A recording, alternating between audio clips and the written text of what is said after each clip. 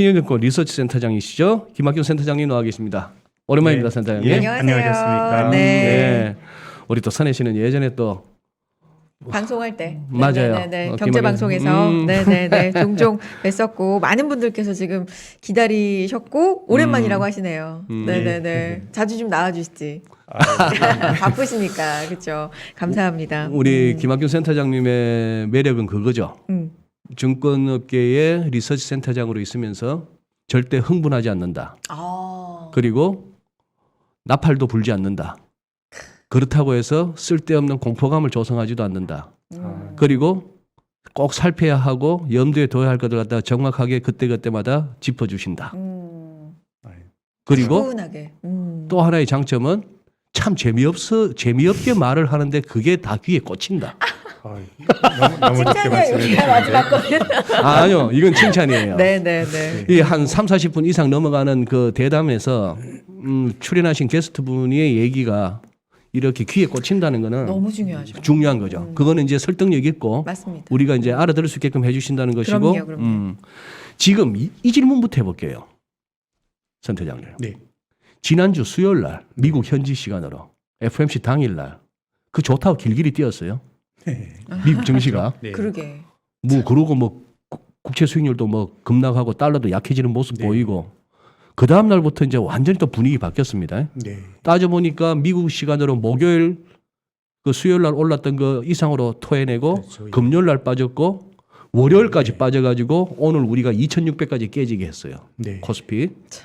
자, 이런 상황인데 그러면 그날 FOMC 전후해서 시장은 뭘 어떻게 해석을 한 겁니까? 센터장님 보시기에요. 제 생각에는 일단 인플레이션 자체가 좀 걱정인 것 같아요. 네. 이게 몇 년 동안 없었던 일이 생겼고 또 두 번째는 중앙은행가들이 어떤 말을 할 것이냐 우리가 늘 궁금한데 이제 미국 연준이 어떻게 보면 굉장히 뒤늦게 움직이면서 이제 뒷북을 치니까 뒷북치는 거. 이제 그 중앙은행가들의 신뢰도 많이 떨어진 것 같고 또 시장이 생각하는 세 번째 걱정은 이제 중앙은행이 이제 금리를 어느 정도 자기들이 생각하는 적정 수준까지 올리면 통상 이제 인플레이션이 잡히는데 이번에는 정말 인플레이션을 잡을 수 있을까라고 하는 걱정이 있는 것 같습니다. 네. 왜냐하면 이 이제 물가가 올라가는 인플레이션은 중앙은행이 인플레이션에 영향을 줄 수 있는 거는 경제의 수요는 뭐 금리를 올리고 그러면 수요가 둔화되면서 물가가 잡히는데 지금은 공급 측면에서 물가가 올라가는 요인이 상당히 존재합니다. 예. 지난 1년 동안에 미국 물가 오른 걸 분해를 해보면요.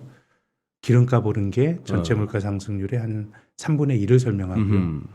또 중고차 가격 올라간 게 또 전체 물가 상승률의 한 15% 정도 설명합니다. 그러면은 지금 유가 올라간 거야 지정학적 불안이고 또 중고차 가격 올라간 거는 코로나 때문에 생산이 뭐 잘 안 돼 가지고 이 뭐 차량용 반도체가 잘 생산 안 되려 보니까 신차가 안 만들어지니까 중고차 가격 올라간 거거든요. 네. 근데 이걸 연준이 금리를 올린다 그래서 전쟁을 막거나 생산 차질에 영향을 줄 수는 없는 거예요. 네. 그래서 이제 지금 투자자들이 가지고 있는 본질적인 공포는 뭐냐면 그럼 그렇다고 해서 공급 측면에서 물가가 올라간다 그래서 그럼 중앙은행이 손 놓고 있어야 되냐? 거기에 대해서도 또 고민이거든요. 네. 인플레이션은 왜냐하면 그 자체가 해악이 큽니다. 예. 그래서 야, 이제 금리를 올리면 인플레가 잡혀야 되는데 금리를 상당히 올려도 인플레이션이 안 잡힐 수가 있고 그 시점에서 중앙은행가들이 판단했을 때 나는 그럼에도 불구하고 물가 잡아야 될이라는 판단을 내리면 수요를 많이 망가뜨려야 물가가 잡힐 거예요. 공급 측면에서 물가 상승 요인이 존재하는데 수요를 망가뜨려야 된다. 그럼요. 금리를 많이 올리게 되면 아무래도 수요가 둔화가 되겠죠. 그러니까 그걸 바꾸지 않으면 물론 이제 중앙은행가들이 경제를 망가뜨리고 싶은 중앙은행이 어디 있겠어요. 그렇죠. 근데 이제 우리가 생각하는 적정한 금리 이런 거를 시장에서는 중립금리라고 하지 않습니까? 중립금리는 인플레이션을 부를 정도로 경기를 자극하지도 않고 또 경제를 망치지도 않는 게 중립금리거든요. 근데 이 중립금리라는 거는 고정된 게 아니고 아주 이상적인 마음속에 있는 거예요. 아, 네. 맞아요. 예, 그 금리를 올리다 보면 이 뭐 금융시장에 반응을 하고 실물경제로 반응하는 걸 보면서 사후적으로 알 수 있는 거거든요. 그래서 이제 중앙은행이 무리해서 인플레이션을 잡으려고 하다 보면 상당히 경기가 좀 나빠질 수도 있다라는 우려가 저는 있다고 봐요. 그 말씀이 딱 시사하는 바가 공급 쪽에서의 어떤 그 교란 내지는 부족을 갖다가 맞추려면은 수요를 죽여야 된다. 수요를 줄여야 된다. 그 얘기는 곧 경기 화살표로 해서 기업 실적 둔화예요. 예, 대체로 그리고 네. 이제 뭐 지금 그 중앙은행과 특히 전직 중앙은행가들 사이에서는 연준이 금리를 올린 다음에 뭐 경기 침체 없이 넘어간 사례도 있다 뭐 이런 주장을 하는 분들도 계신데 소위 말해 연착륙. 예. 근데 글쎄요. 저는 보면 금리를 올렸을 때 별일이 없었던 적이 없었던 것 같아요. 예를 들어서 뭐 80년대 이후로 보면 80년대 초에 폴 볼커가 요즘 많이 소환이 되는 네네. 금리를 20%까지 올렸을 때 미국 경기가 아주 망가졌잖아요. 예. 그래서 이제 연준 본부로 미국 농부들이 막 트랙터 몰고 와가지고 시위를 하고 그랬고 또 금리를 그렇게 올려놓으니 달러가 강해지니까 80년대 초에 뭐 라틴 아메리카 아주 뭐 그 굉장히 국가 위기, 부도 위기를 겪었던 거 아닙니까? 80년대 후반에 긴축을 했을 때는 주택 대구 조합이라고 하는 이 80년대 굉장히 미국 사람들이 흥청망청 썼던 주택 쪽에 부실이 있었고 예. 또 94년도에도 금리를 아주 공격적으로 올렸죠. 이때를 뭐 채권 시장의 뭐 대학살의 해 이렇게 평가도 되는데 그때 미국은 멀쩡했지만 멕시코 같은 나라 폐소화 위기 겪었고 그게 길게 보면 동아시아 위기로 왔던 것이고요. 태국 바트하고 한국 그랬죠. 원화가 당했고. 예, 또 2000년대 초에 금리를 많이 올렸던 뭐 빅스텝이 뭐 지금 22년 만이라는 거 아닙니까? 네. 22년 전에 빅스텝을 했을 때는 뭐 심각한 경제 위기는 아니었지만 닷컴 버블이 뭐 결정적으로 부러뜨리는데 트리거 역할을 했고 2007년 8년에 금리 올렸을 때 또 미국의 서브프라임이 생겼거든요. 예. 그래서 금리를 올리면 확률적으로 뭐가 경기가 둔화될 가능성이 높은데 이번에 중앙은행이 판단을 잘못해서 조금 미스를 하게 되면 경기가 좀 많이 나빠질 수 있다는 우려가 저는 근간에 깔려 있는 것 같아요. 크게 보면 이 중앙은행가들이 통제할 수 있는 문제인가 그리고 중앙은행가들이 인플레이션을 잡으려는 무리를 하다 보면 경기가 되게 좀 나빠질 수 있다는 저는 우려가 근간에 깔려 있다고 봅니다. 꾸준히 그동안에 뭐 네. 리포트도 내시고 방송도 하셨습니다만 솔직히 우리 김학경 센터장님도 일시적으로 2600 한번 깨진다고 각오하고 계셨죠? 아니 저희는 뭐 올해 시장을 좀 조심스럽게 봤는데 네. 저희 뭐 스트래티지스트는 저희가 봤던 것보다 주가가 조금 더 낮습니다. 조금 이게 애초 봤던 것보다. 예. 근데 뭐 시장이라는 게 뭐 저희가 어떻게 맞출 수 있겠어요. 그렇죠. 근데 뭐 한번 떨어지게 되면 또 가치보다 또 더 많이 떨어지는 게 시장인데 요즘은 뭐 얼추 주가 지수가 지금 2,600 깨졌는데 뭐 한국 시장에 내재적으로 뭐 대단한 버블이나 뭐 모순이나 이런 게 있는 것 같지는 않아요. 근데 이제 뭐 미국이 뭐 여러 가지 지금 말씀드린 연준에 대한 우려, 또 미국 금융시장의 전염력과 뭐 이런 것들이 좀 걱정이 되는데 뭐 제가 투자자라 그러면 저는 좀 그냥 좀 주식 들고 버티고 싶습니다. 버티고 싶다. 네. 근데 오늘 우리 센터장님께서 갖고 오신 주제가 2018년 가을 인플레이션 국면 복귀. 네. 현 장세와 닮은 듯 다르다. 자, 이러니까 이걸 갖고 오셨으니까 저도 이제 얼핏 기억을 되살려 보니 네. 2018년 맞아. 2018년 2월부터 전 세계 증시가 좀 이렇게 휘청휘청했고 네. 그때 또 연준이 무슨 뭐 이제 양적 완화, 양적 긴축 돌입해가지고 아, 좀 세게 나오고 2018년 언제쯤이었나요? 그 파월 입에서 중립금리까지 금리 네, 올려면 한참 맞아요. 멀었다 계산하거든. 그 10월이었네요. 그 무렵. 예. 그러면 지금 2018년 그때하고 지금하고 뭐가 다르고 뭐가 같습니까? 일단 닮은 것부터 말씀드리면 네. 지금 며칠 주식시장을 보면 세상이 뭐 아주 무너지는 것 같잖아요. 투자자들이 그러니까. 보면. 근데 2018년 가을에 더 떨어졌어요. 맞아요. S&P 500이 19.7%. 근데 지금은 고점 대비 한 16% 조정받았어요. S&P 500. 그러니까 지금 우리 미국 시장 떨어지는 걸 보면 야, 이제 정말 결정적으로 무너지는구나라고 생각하지만 실제로 4년 전에 더 많이 떨어졌었어요. 네. 그리고 한국의 코스피도 2018년 가을 달에 23% 떨어졌습니다. 근데 오늘 장중 저점까지 22% 떨어졌어요. 3,316에서 우리 고점에서 오늘 장중 저점하니까 딱 23% 나옵니다. 그러니까 공교롭게도 그 정도에 딱 걸려 있는데 예. 근데 그 당시에도 인플레이션 이슈가 됐죠. 그때도. 근데 이제 물론 인플레이션에 대해서 우리가 가지는 공포감은 지금 훨씬 크죠. 지금은 물가가 뭐 8% 오르는데 그 당시에는 미국의 소비자 물가 지수 상승률이 한 2.9% 갔었어요. CPI. 예. 물가 상승률이 예. YOY로 YOY 로? 지난 동기비로. 그래서 이제 우리가 뭐 모두 다 과거를 알고 보면 사실 불확실성이 뭐 없는 것처럼 지금처럼 불확실성이 없다라는 말을 저는 믿지 않아요. 왜냐하면 과거에도 늘 불확실했었어요. 근데 과거는 우리가 결과를 아니까 그렇게 해석이 되는 거죠. 그 당시에도 뭐 파월 의장이 굉장히 뭐 중립금리 수준까지 많이 남았다 이런 얘기도 했고 네. 그리고 또 결정적으로 비슷한 게 미국의 장기금리 레벨이 비슷해요.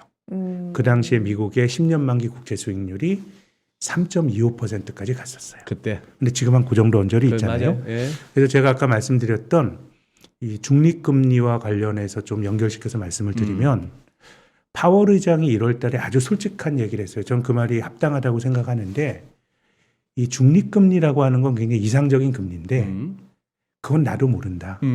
우리는 금리를 조심스럽게 올려가면서 실물 경제가 반응하고 실물 경제는 또 반응을 우리가 늦게 할 수 있으니까 주식시장 같은 자산시장이 반응하는 걸 보면서 중립금리가 어느 정도 수준인지 우리는 판단 내린다라고 했는데 그 잣대로 2018년을 보면 미국의 연방기금리가 한 2% 가니까 S&P 500이 막 흔들렸어요. 네.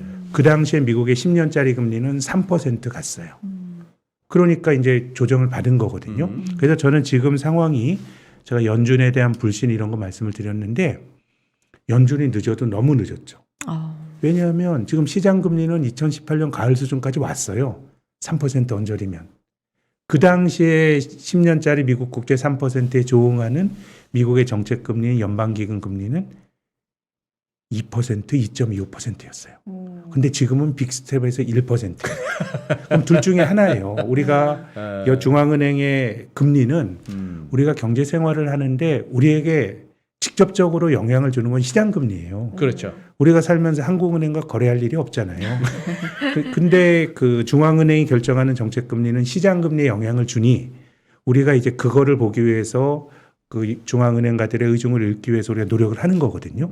그러면 지금 3%까지 올라가 있는 시장 금리가 오버를 했든가 아직도 1%인 중앙은행이 너무 늦었든가인데 여기에 대한 답은 나왔잖아요.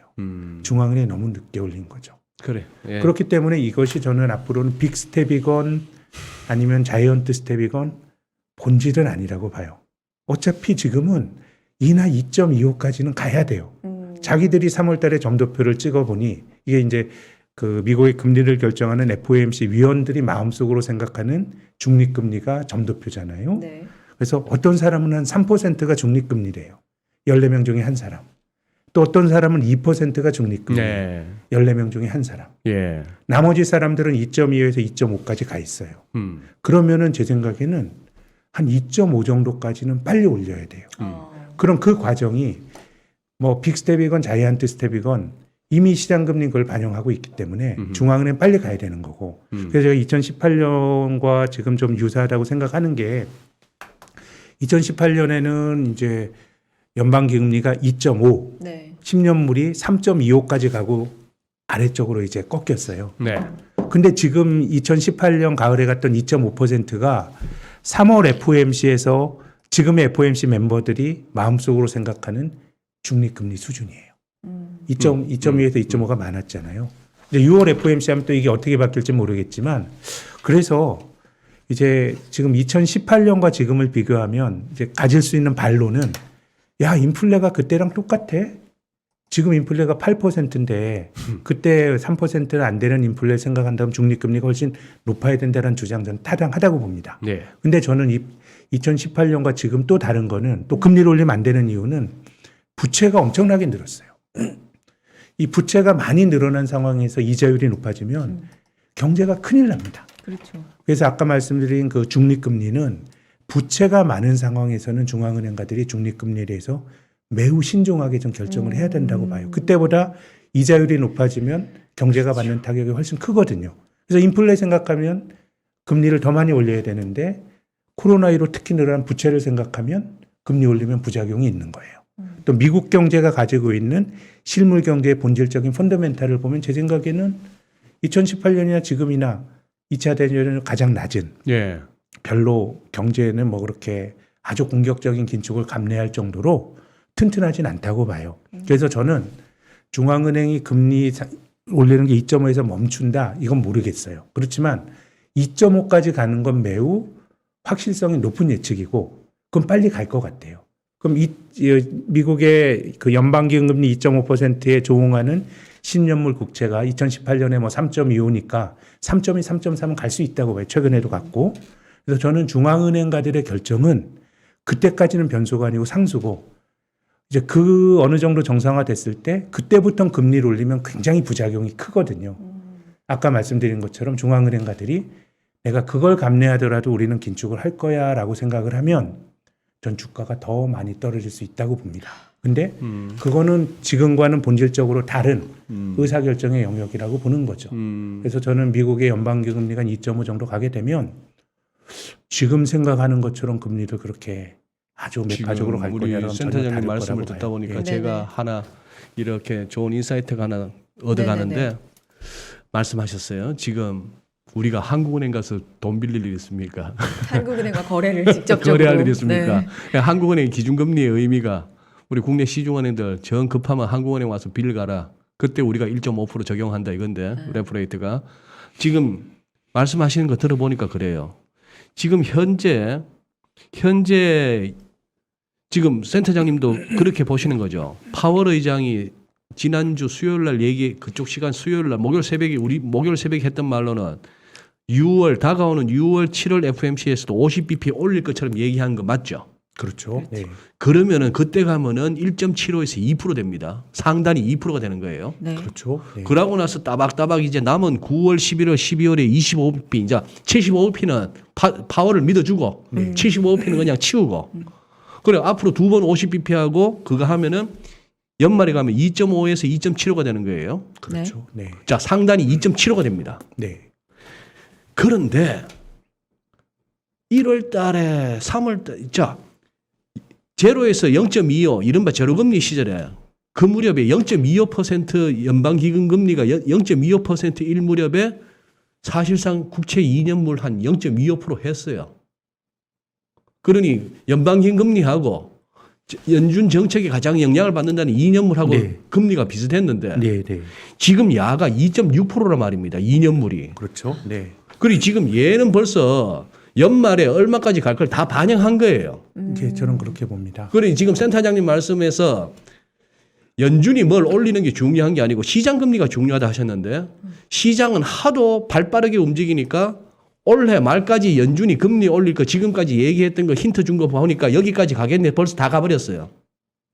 그러면 이 말은 앞으로 6월, 7월 달에 계속해서 50bp 올리는 거는 다 벌써 시장에 프라이싱 돼 있고 큰 문제가 없고 그러면 2.75, 3% 금방 가서 내년 가서도 이제 금리를 올리면 그때는 이제 또 감당이 어렵다 이렇게 봐도 저는 되나요? 그렇게 봅니다. 그래서 이제 만약에 주식시장이 반등의 실마리를 찾는다 그러면 앞서 말씀드린 것처럼 지금은 본질적으로 연준이 중요하진 않은 것 같아요. 지금은 이제 근데 보통은 중앙은행가들이 금리를 올리고 금리 조정을 하고 시장이 또 중앙은행가들이 어떤 생각을 하냐.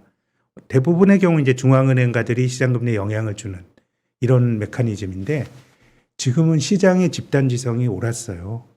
그러니까 중앙은행가들이 시장금리에 영향을 주는 게 아니고 시장금리가 올라간 걸 중앙은행이 사후적으로 쫓아가는 거니. 그래서 자이언 빅스텝을 2번 밟더라도 제 생각엔 시장금리가 많이 안 오를 수 있다고 봐요. 그래서 반등의 트리거는 어쨌든 연준은 제갈길 가는 거고 시장은 먼저 달렸고 그러니까 장기금리가 고점 부근에서 안정이 되거나 하락을 하게 되면 뭔가 달러 강세로 진정이 되고 뭐 이런 것들이 전체적으로 제가 기대하고 있는 주식시장의 반등의 어떤 기대치입니다. 저는 반등의 기대치. 두세 달 정도 보면 그런 스토리로 반등이 나올 가능성이 있는 거 아닌가라는 생각이 들고 그리고 또 경험칙인데요. 뭐 이 경험을 갖고 이 뭐 과거의 패턴이 계속 반복이 된다 그러면 이것도 참 뭐 교조적으로 받아들이면 옳지 않지만 그래도 뭐 경험칙이라고 하는 걸 전제로 말씀을 드리면 이 주가 지수가 좀 한번 삐끗하면 좀 세게 빠진다 싶으면 20에서 25% 정도는 빠져요. 그래요. 인플레이션의 긴축으로. 예. 근데 희한하게 코로나 팬데믹 때 쇼텀으로 뭐 한 35% 밀린 적은 있는데 미국이나 한국이나 30에서 뭐 35% 조정 이게 드물어요. 한 25%에서 더 터지면 그냥 반토막이 나요. 50%씩 빠지는 거예요. 한국도 그렇고 미국도 그렇고 미국도 그걸 한 말씀은 한 25% 20%에서 조금 더 넘어가는 정도에서 멈춰줘야지. 이게 거기서 못 역으로 멈추면 보면 부러진단 말이야. 이제 떨어진 것만큼 더 부러지는 게 되는 것이고 또 뒤집어서 말하면 뭔가 이제 좀 이 정도라 그러면 테크니컬한 리바운딩이 또 나올 수 있다는 기대치를 가지고 봐야 될 국면이기도 한데 근데 주가 지수가 25%에서 50%로 가는 경로는 뭐냐면 연준 뭐 금리를 올린다. 뭐 금리를 올린다니까 주가가 한 20% 밀린 거거든요. 그러니까. 거기서 또 탈이 나야 돼요. 이제 그것을 저는 시스템 리스크라고 말씀드리고 싶은데 뭔가 낮은 금리에서 부주의하게 빚진 사람들이 빚을 못 갚고 뭐 은행이 돈을 떼입니다. 그럼 은행이 대출을 못 해주고 또 오히려 자금을 환수하고 그럼 이런 거 우리가 신용경색이라 진짜 그러죠. 악순환이네요.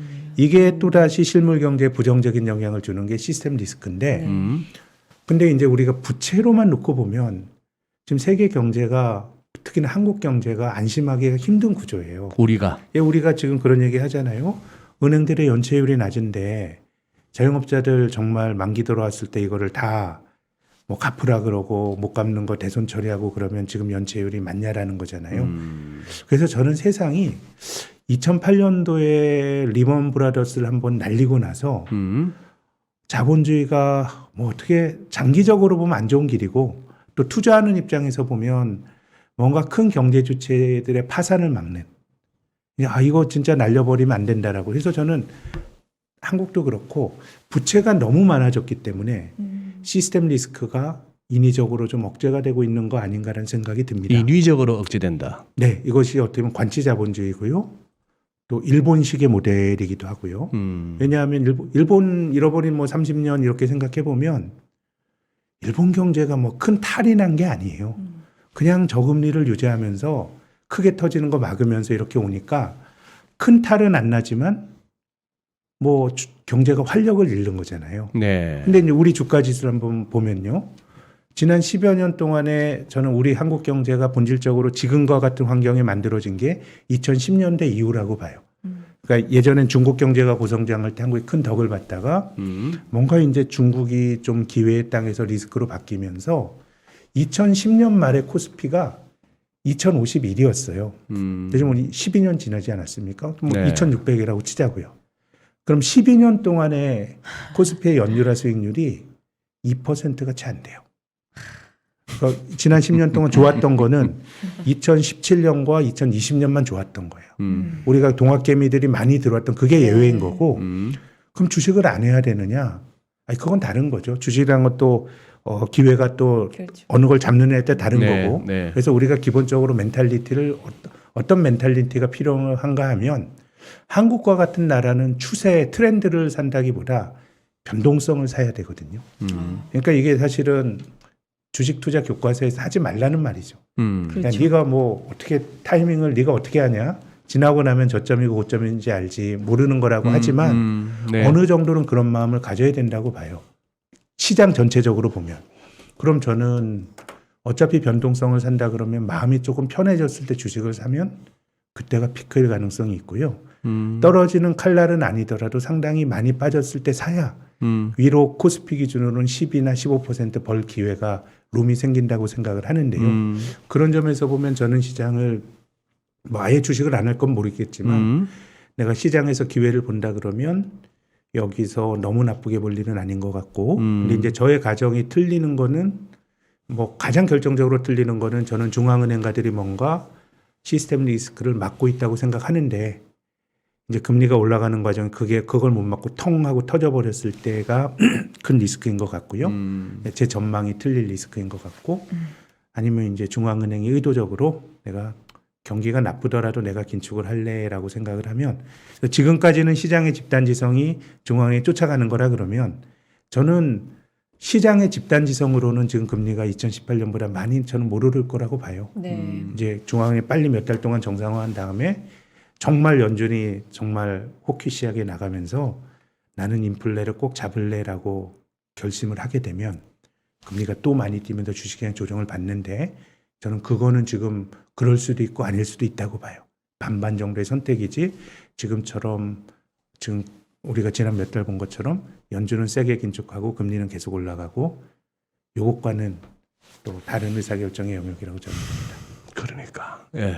우리가 어떻게 보면은 그거 한데 최근에 이제 깜짝 놀랐던 게 다우가 막 장중에 다우지수가 장중에 막 1000포인트 빠지기도 해가지고 아 그랬었나요? 장중에 1000포인트 빠진 게 최근에 있었어요. 있었는데 그러니까 와 싶었는데 지금보다 지수가 더 낮을 때도 1000포인트 빠진 적이 있거든요. 그랬었죠. 예, 네. 그러니 지금 이제 2018년 얘기를 하다 보니까 그런 거죠. 우리 대부분의 저 보는 차트가 Y축이 그냥 똑같은 그냥 그걸로 가니까 로그 차트가 아니다 보니까 네, 네, 네. 지금 보면 되게 뭐 맞아요. 가파르게 오른 네. 것 같고 예. 최근 빠진 거 보면 무슨 급락이 온 것 같습니다만 이걸 그러면 몇 배 올랐느냐의 어떤 개념이 네. 로그 차트로 하면 굉장히 완화되죠. 기울기가. 완화되죠. 네, 기울기가 완화되는데 그러니 말씀하신 것처럼 어떻게 보면은 지금 우리가 벌써 까먹어서 그렇지 2018년이 더 아팠다고요. 더 아팠어요. 지금까지는.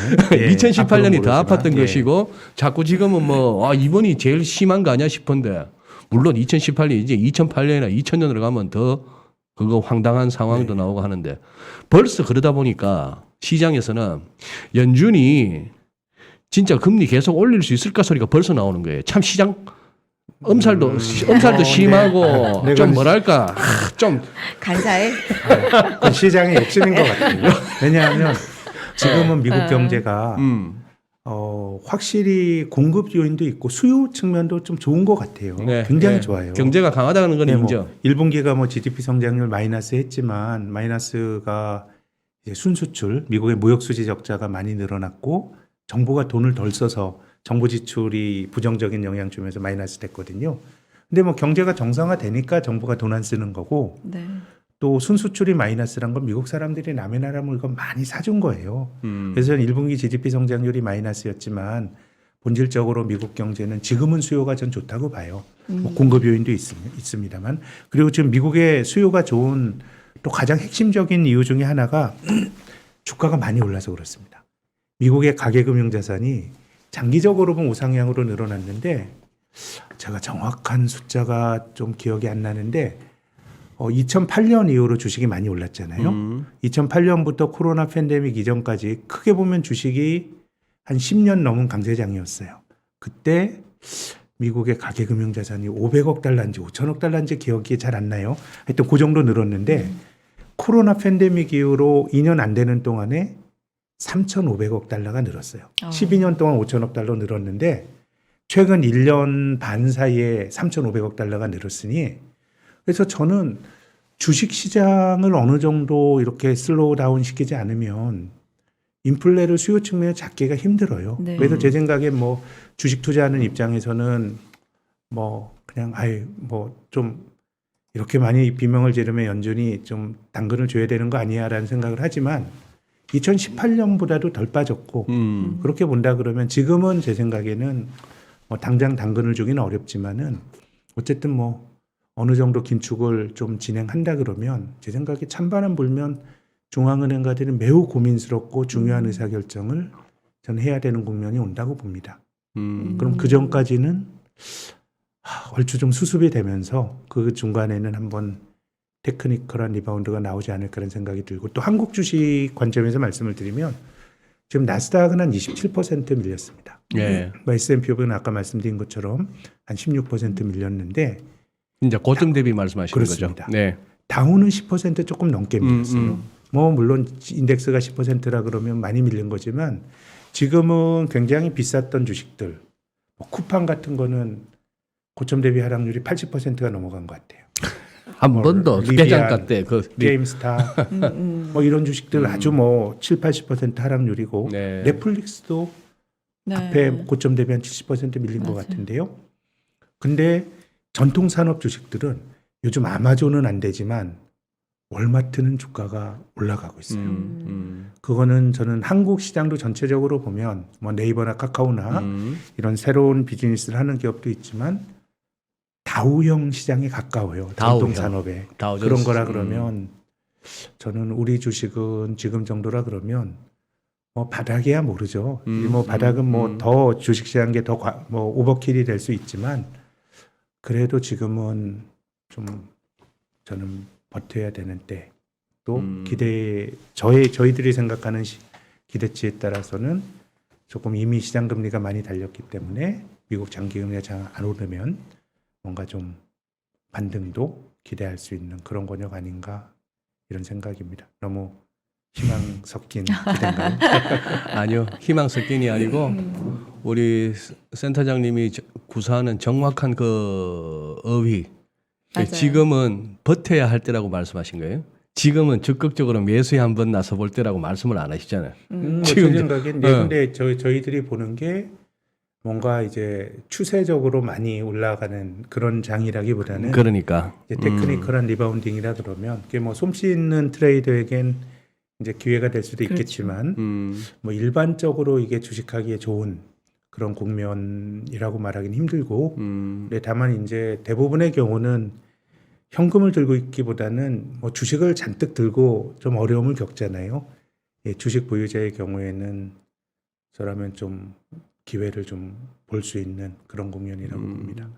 지금 우리 센터장님도 정권업계에 계시지만 막 주식은 잘 모르겠고 뭔지 불안하고 여기서 나오는 반등은 뭐 추세적 상승도 아닐 것 같고 뭐 전문가들 얘기하는 거 들어보니 그럴듯한 것 같고 그리고 또 대부분 솔직한 얘기로 늦게 들어갔던 사람들은 지금 다 이렇게 물려 있는 상황이고 그런 상황이다 보니까 손발이 묶여 있는 상황이고 주식은 아직까지 왠지 후달후달하고 그렇다고 해서 무슨 뭐 은행에 넣어두기는 정말 바보 같고 아직은 이 금리 갖고는 그러면 뭐 어디다가 굴리는 게 제일 좋겠습니까?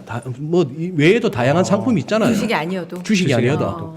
제 생각에는 좀 이자 많이 주는 채권을 일단은 이제 이건 사람에 따라 다르죠. 지금 은행의 신종 자본증권 이제 은행이 자본을 확충하는데 이제 돈을 빌리면은 이제 은행의 BIS 비율 이런 게 나쁘니까 영구채 개념의 채권과 비슷한 신종 자본증권 금리가 한 4.5 전후 되는 것 같아요. 그래요? 그럼 아까 말씀드린 것처럼 10년 주가 지수의 연율화 수익률이 2%라 그러면 그럼 배당은 뺀 거예요. 네.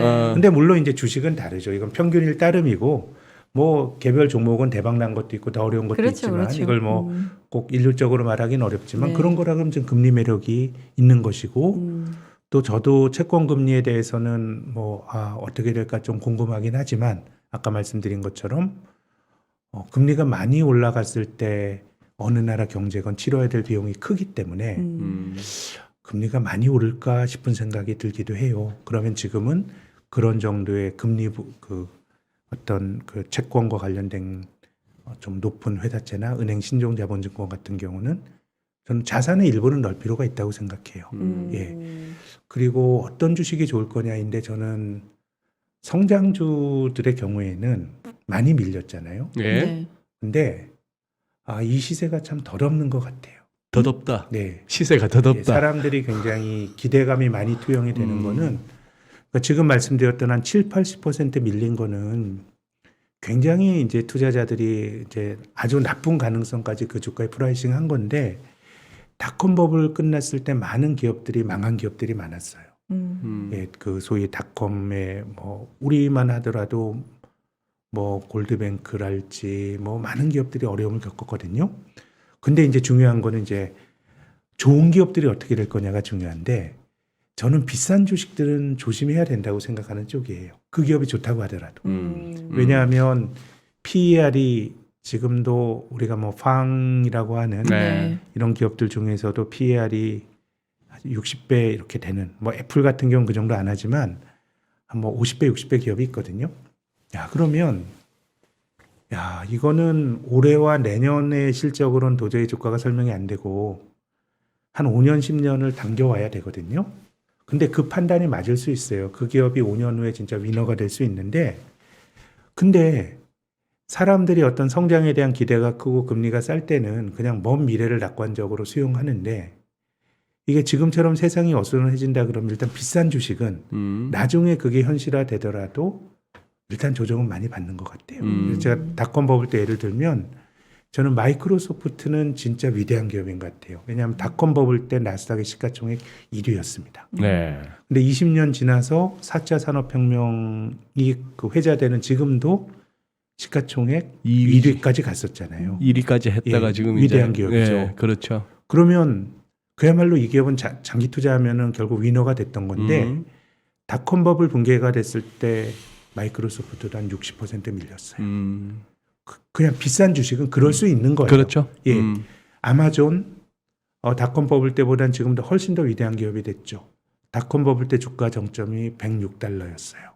근데 닷컴 버블 이후의 저점은 $9였어요. 그럼 지금 뭐 아마존이 그렇게 떨어지진 않겠죠. 뭐 아주 위대한 기업이 됐는데, 근데 비싼 주식들은 그런 일들이 벌어질 수 있고, 저는 주식에 대해서는 되게 뭐 기본적으로 장기적으로 너무 비관론에 서는 게 옳지 않다고 보는데, 주식이 많이 밀렸을 때, 특정 유형이 많이 밀렸을 때가 아주 그 기술 낙관론이 있고, 기술주들이 많이 오른 다음에 그 주식들이 참혹하게 떨어져요. 대표적인 게요. 이제 나스닥은 없었지만 미국 주가 지수가 2년 연속 떨어지는 것도 되게 흔한 일 아닙니다. 2차 대전 이후 딱 2번밖에 없었어요. 73년, 74년. 예.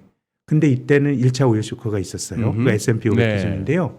근데 1차 오일 쇼크 전에 미국 시장에서 어떤 일이 있었냐면 니프티 50라고 하는 매력적인 50 종목이 네. 있었어요. 그게 맥도널드, 제록스, IBM. 지금의 팡이에요. 그게 그때의 성장주예요. PR이 40배, 50배 갔던 거거든요. 그 당시에 니프티 50를 두고 그 문헌 자료를 보면 이 주식들은 원 디시전 스탁 그랬어요.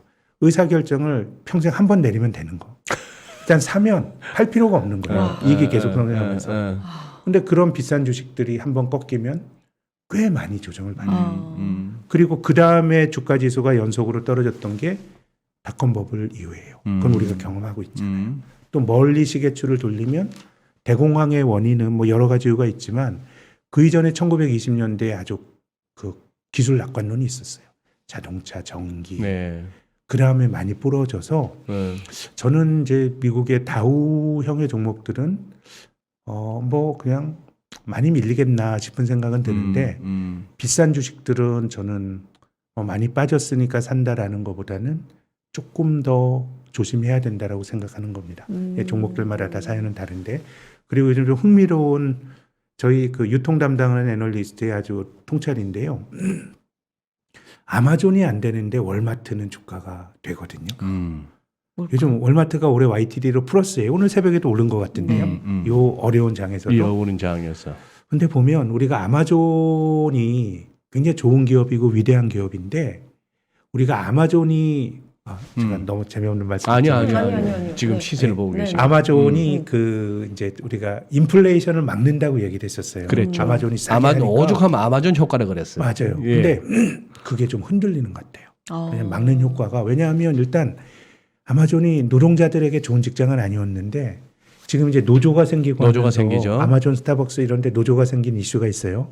기본적으로 운영 비용이 많이 들고 또 한 가지는 아마존은 자기들이 가격을 물건을 사는 게 아니고 그냥 셀러들에게 파는 그 어떻게 보면 판을 마련해 주는 거예요. 니네 우리한테 납품해라. 우린 재고를 가져가지 않고 가장 싸게 너희들 우리한테 가격 주는 거를 팔게 해줄 거라는 거거든요.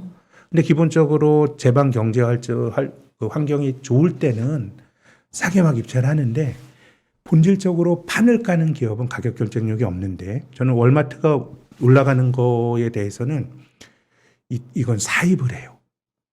재고를 갖고 있어요.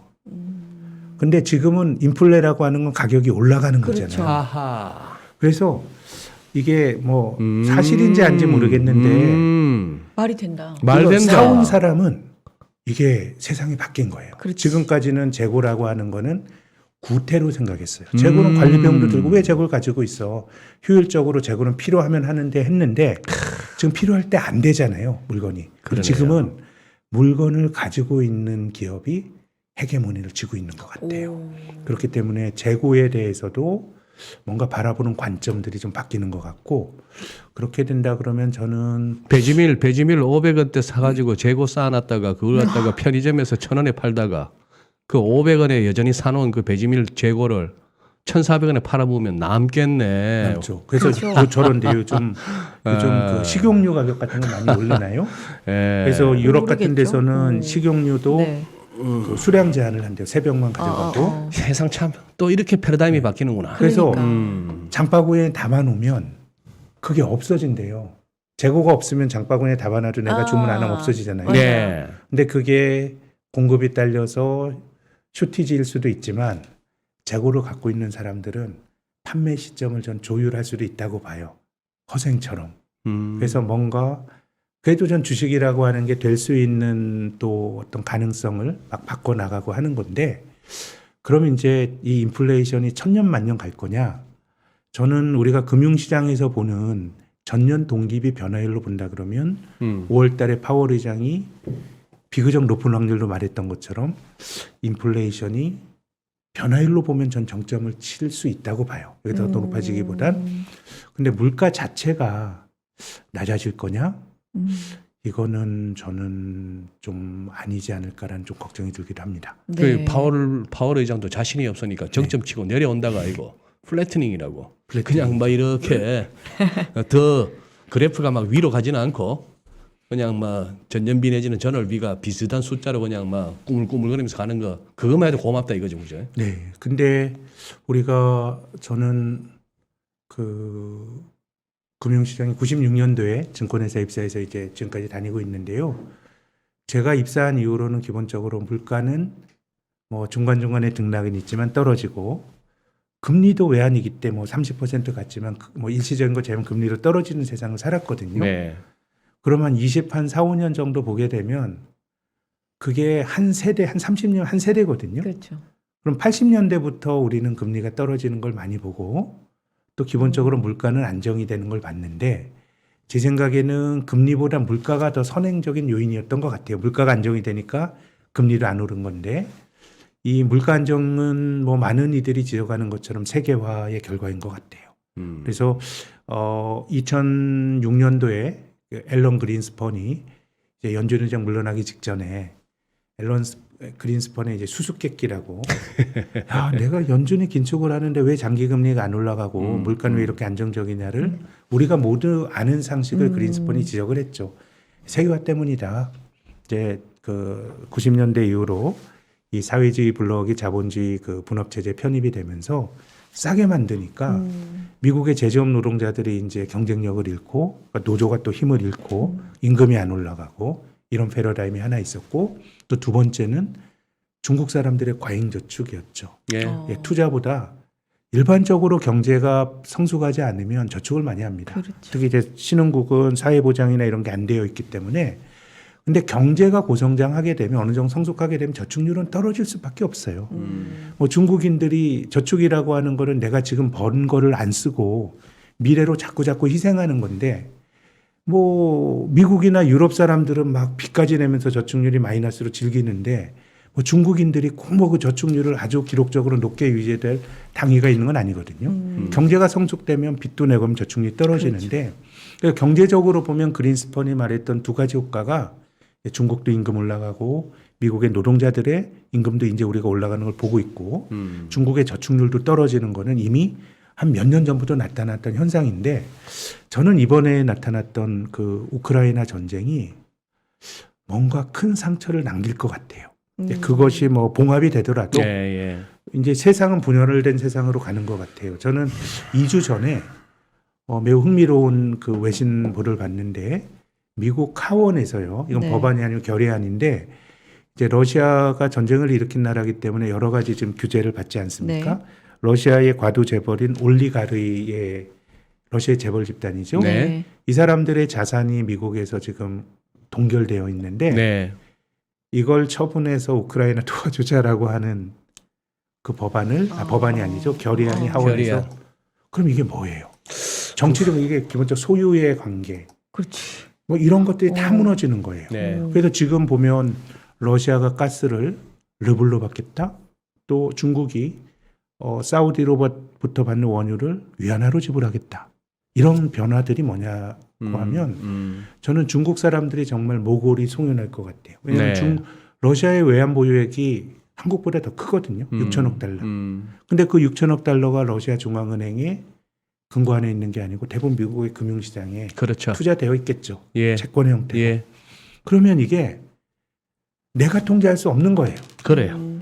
또 중국은 3조 달러의 외환 보유액이 이걸 동결시켜 버리면 네. 정말 인민들이 개혁개방 이후에 피땀 흘려서 벌어온 달러가 내게 아닌 거거든요. 그럼 저는 세상은 좀 비효율의 세상으로 가는 거 아닌가? 그러면 저는 이제 기술적 반등이라고 물론 먼 미래는 우리가 모르는데 네.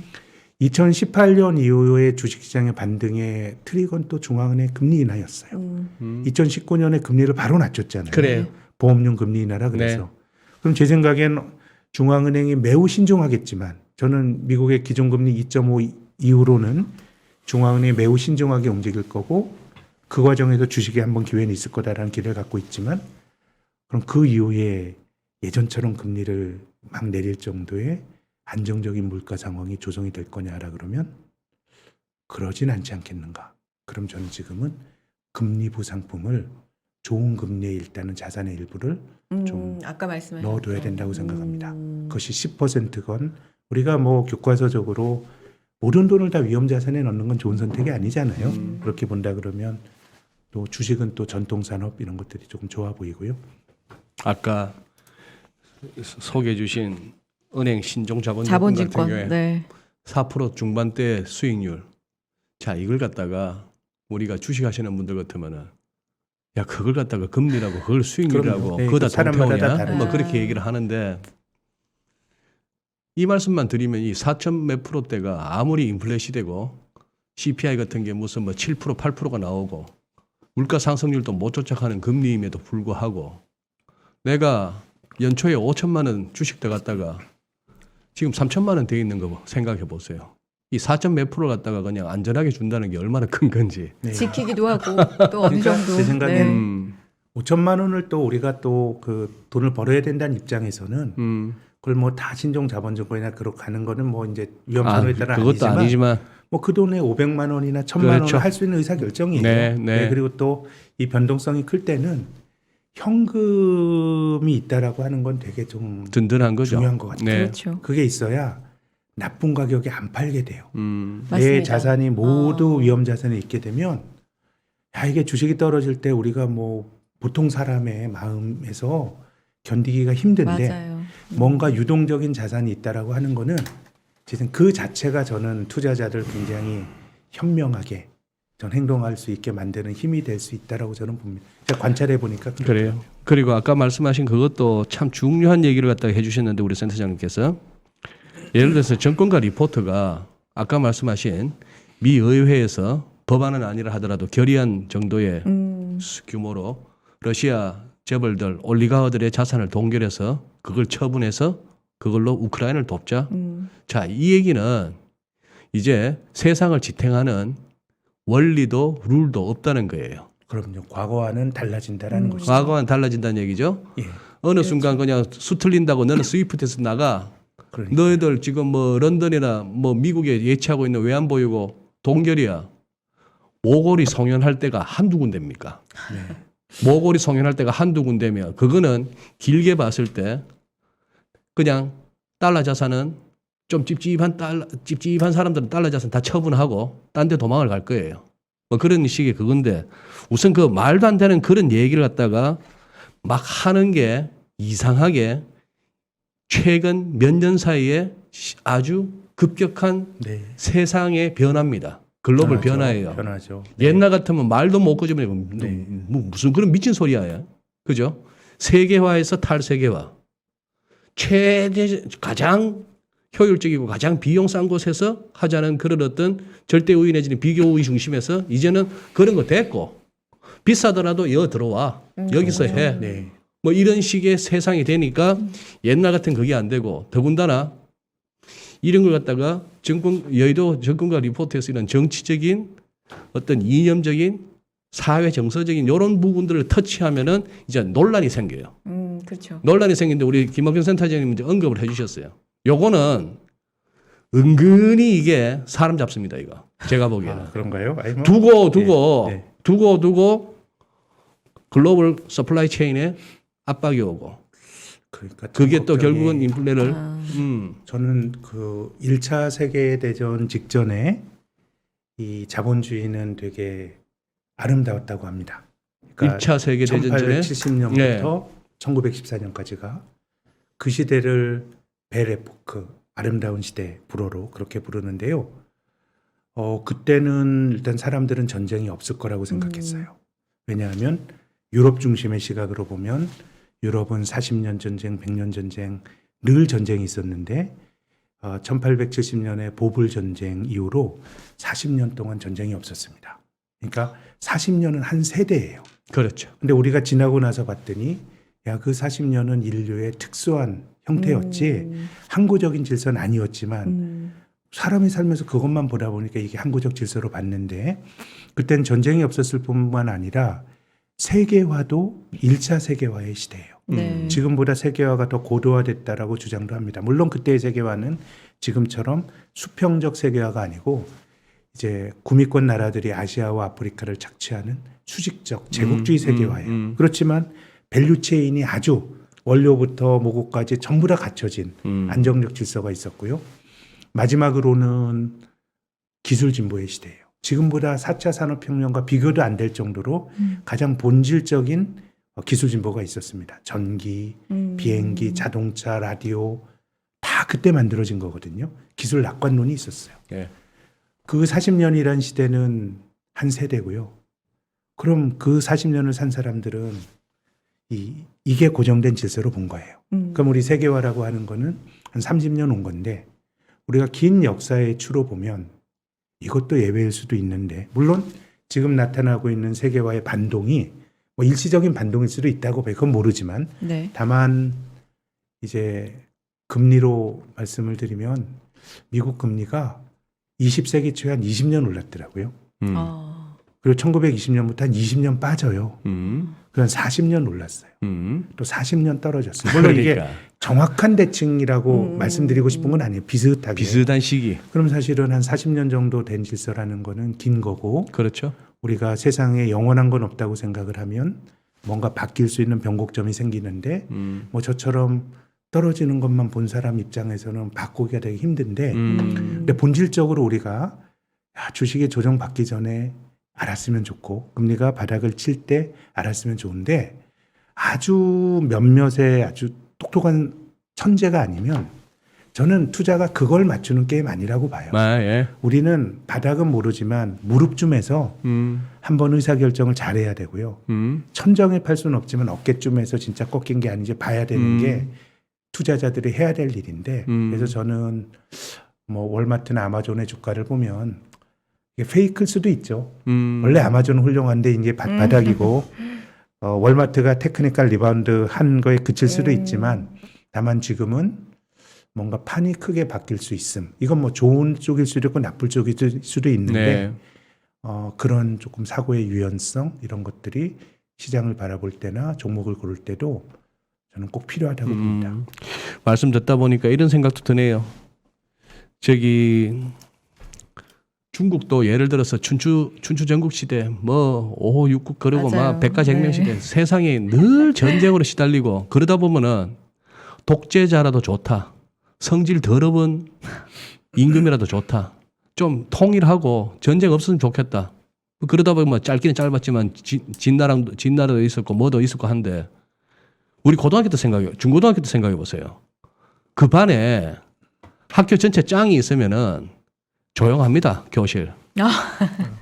가끔씩 뭐 하면 그 짱이 일어나고 이 새끼들이 한마디만 하면 또 평정돼요. 근데 고만고만한 놈들이 한 서너 명 있어 봐요. 맨날 쉬는 시간에 아니면 방과 후에 책상 밀어놓고 또 맞짱 떠가지고 서열 따져요.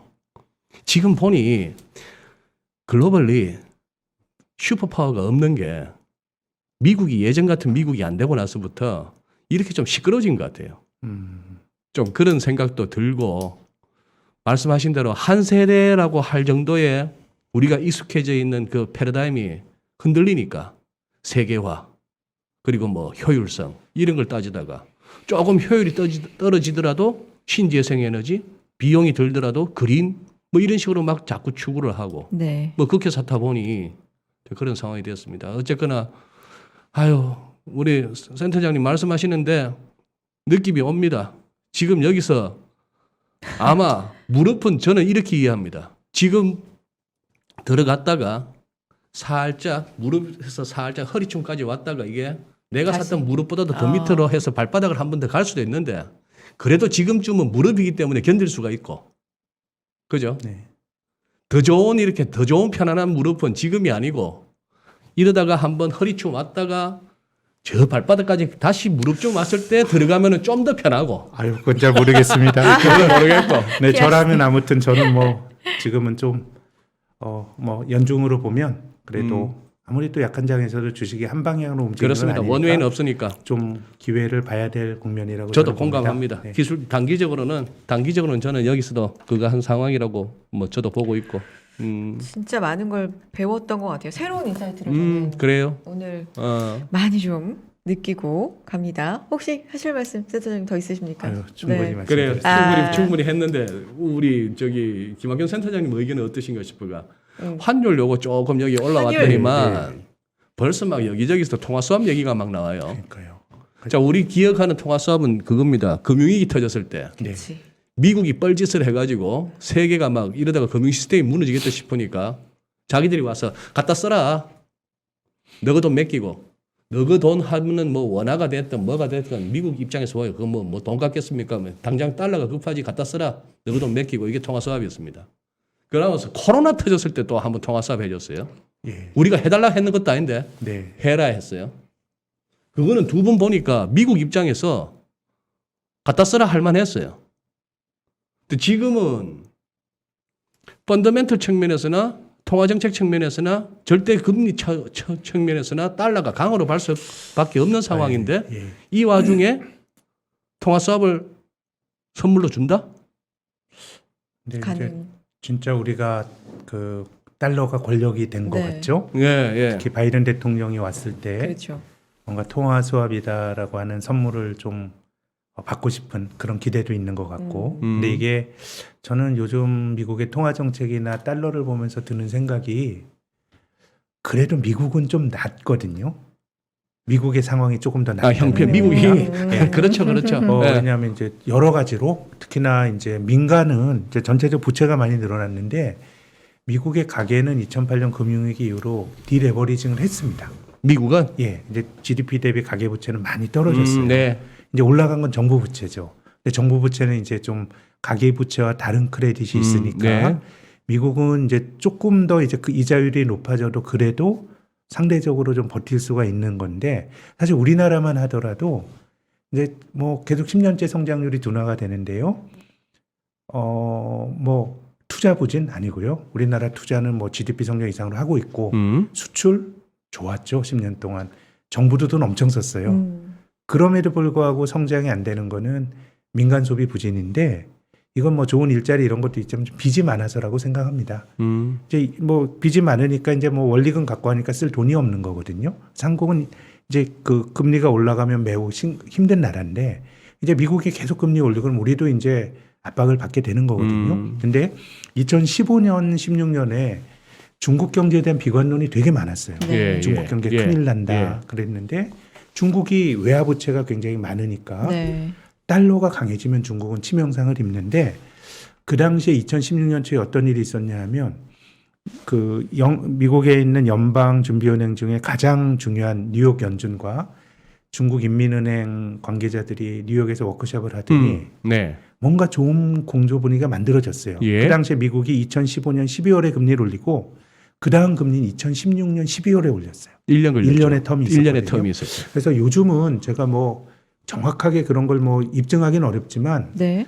미국이 다른 동네 사정을 좀 덜 보는 것 같아요. 달러가 강해지면서 딴 쪽을 막 프레셔를 가는 거고 한국과 같은 나라도 뭔가 이제 통화 수합 안 해주나라고 하는 게 권력이 되는 거라서 이게 분열된 세상에서 미국이 독주를 했을 때 미국 경제가 받을 타격도 그렇지만 이미 뭐 과거에도 그랬고 미국이 긴축하면 미국 주식보다 신흥국 주식이 더 떨어지거든요. 네. S&P 500이 한 16% 밀렸어요. 근데 지금 신흥국 지수는 한 28% 밀렸으니까 이미 그게 나타나고 있는데 조금 미국이 좀 자기 호흡으로 막 달리는 거 아닌가 이런 감상은 좀 들고요. 그렇게 된다 그러면 글쎄 원달러 환율이 1,300원 가는 거는 가겠나 싶은데 전체적으로 균형 환율은 조금씩 높아지는 것 같긴 합니다. 예. 근데 여기서 한국과 같은 나라는 수출 경쟁력이 있는 나라이기 때문에 그렇죠. 지금 뭐 선대차라든가 저희가 뭐 커버하는 기업들 보면 수출 기업들은 1분기 실적이 괜찮아요. 그렇죠. 네. 이제 저기 브라질이나 터키처럼 제조업 기반이 없는 나라는 통화 가치가 약해져도 뭔가 수출을 통해서 할 수 있는 기반이 없으니까 통화 가치가 천정이 없이 계속 약해지는데 한국은 기본적으로 지금은 원화 약세라기보다는 달러 강세인데 아까 말씀드린 것처럼 미국 장기금리 상승세가 조금 둔화가 되고 네. 또 연준도 뭐 계속 달릴 거냐에 대해서는 제 생각엔 뭐 가을 겨울 찬바람 불면 또 중요한 의사결정을 내려야 된다고 보면 저는 지금도 연간으로 보면 달러가 상당히 높은 레벨 아닌가라는 말씀을 드리고 싶습니다. 알겠습니다. 오늘 정말 생각해 볼 만한, 저는 오늘 가서도 다시 한번 복귀해 보면서 투자에 대한 뭔가 제 인사이트를 다시 한번 가져가 봐야 될 것 같고요. 늦은 밤까지 수고해 주셨어요. 신영증권 김학균 리서치 센터장님 여기서 보내드리겠습니다. 고맙습니다. 네, 감사합니다. 고맙습니다. 네. 네.